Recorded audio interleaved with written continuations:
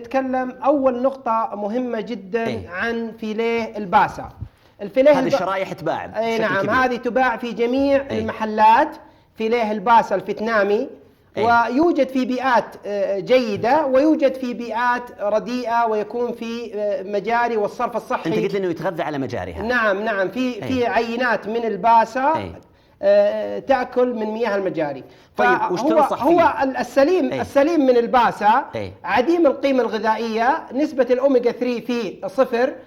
لا يوجد فيه أي قيمة غذائية أو أنه يكون مفيد لجسم الإنسان. طبعا الغش عندنا يباع هذا على أنه فيليه هامور من الدمام، أو يباع على أنه يباع وين، في البقالات ولا محلات الأسماك؟ يباع في المطاعم وفي محلات البروست وفي الفاست فود، ويباع في أفخم المطاعم. يباع على أنه فيليه هامور، والصحيح ما هو هامور؟ والصحيح هذا فيليه الباسا الفيتنامي. عندنا قيمته الغذائية منخفضة. نعم، ما في قيمة غذائية. قيمة الغذائية فيه يعني شيء لا يذكر، ولا في أي فائدة بالنسبة للجسم الإنسان من الفيتامينات اللي هي الأوميجا 3 الموجودة في الأسماك. يعني تنصح بعدم تناوله أو نميز بين الجيد والرديء منه؟ والله أنا أنصح بعدم تناول الباسا. نعم، لأنه الواحد لما يأكل الأسماك يبحث عن الفائدة بالنسبة للجسم. وأحب أن أنوه أنه الأسماك مفيدة كتوسعة للشرايين، تخفيف الجلطات بالقلب، ونحذر الناس من الفاسد وننصحهم بتناول الأسماك الجيدة لأنها مفيدة ومغذية لجسم الإنسان. نشوف النوع الآخر اللي عندك. النوع الثاني الآن هو الغش في النوع. طبعا هذا هو سمك الناجل الحر. هذا هو سمك الناجل، هذا الدرجة الأولى. هذا الدرجة الأولى، وهذا من أفخر أنواع الناجل. طبعا يميز المستهلك إذا نظر إلى جسم الناجل يكون فيه نقاط زرقاء داخل جسم السمكة. طبعا ملمسها كيف يعرف أنه طازج؟ يعني كيف يلمسه؟ إذا ضغط على جسم السمكة، هذه سمكة طازجة طبعا. إذا ضغط على جسم السمكة نرى أنه البصمة لا تبقى على جسم السمكة ويكون جسمها متماسك. كيف يدخلها الغش اللي تقول؟ التلاعب بالنوع. الغش بالنسبة للناجل هو الغش في النوع. الآن هذا نوع من أنواع الأسماك. زين، هذا نوع من أنواع الأسماك يباع على أنه سمك ناجل. في كل المطاعم الفاخرة يباع هذا السمك فرخ الناجل، ويحسبونه درجة أولى زي هذا. نعم، ويباع بنفس السعر، مع أنه هذا سعره أرخص بكثير. وهذا سمك ثاني كمان هنا، هذا سمك أقل درجة أيضا. نعم، هذا يباع على أنه ناجل. أوكي، وهو كمان أقل في السعر. وعملية التلاعب للشبه الشديد ما بين سمك الناجل الحر والأسماك واللي يسوون المطاعم يتلاعبون في السعر. نعم. يبيعون الصغير هذا بنفس السعر الكبير. الآن الغش في نوع ثاني اللي هو طبعا أكثر استهلاك الأسماك لأهل الوسطى والرياض، اللي هو سمك الهامور البالون. وهذا هو الهامور الحقيقي. زين. هذا هو هامور البالون. شوفوا يا جماعة، عرفوا شكله كويس. اعرف شكل الهامور كيف. هذا هو هامور البالون.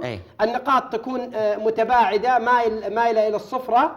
زين. ونرى إلى الأنواع الثانية التي النقاط تغش مايلة للصفرة، هذه مهمة. نعم، هذا هو هامور البالون.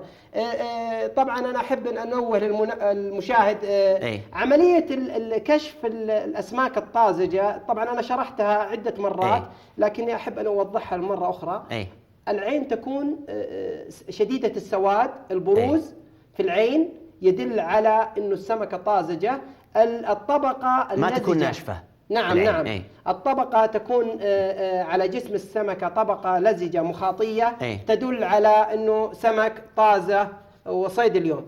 نتكلم عن الغش في الهامور. هذا نوع من أنواع الأسماك اسمه سمك الكشر، ويباع كذلك على أنه هامور. المطاعم يبيعونه يقول هذا هامور. نعم، يبيعون جميع الأصناف للهامور، بينما سعره أقل ويختلف في الطعم أيضا. نعم، يختلف الطعم.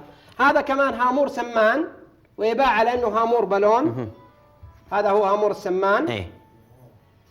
طبعا المشاهد يرى الفرق بسيط ما بين هامور البالون وهامور السمان. ومصدره وين هذا؟ هذا مصدره من الدمام. مصدره من الدمام. كل الأنواع الثلاثة؟ نعم، لا، الكشر هذا من جدة. هذا من جدة. عندنا هنا هامور اللدن. طبعا في أنواع من الهامور ما استطعنا لضيق الوقت هناك نجيبها كلها. أن نحضرها معنا. هذا هامور لدن، وهذه سمكة طازجة، ما حضرنا إلى الاستديو أسماك فاسدة وكانت على التقرير موجودة. نرى العين السمكة بروزها وشدة السواد فيها. الخياشيم لها علاقة؟ الخياشيم يعني عادة الناس يرفعوها إذا شافوها طرية. كثير من البياعين يرفع الخياشيم، مع أنه هناك ممكن تكون أسماك فاسدة وخياشيمها طرية وخياشيمها حمراء.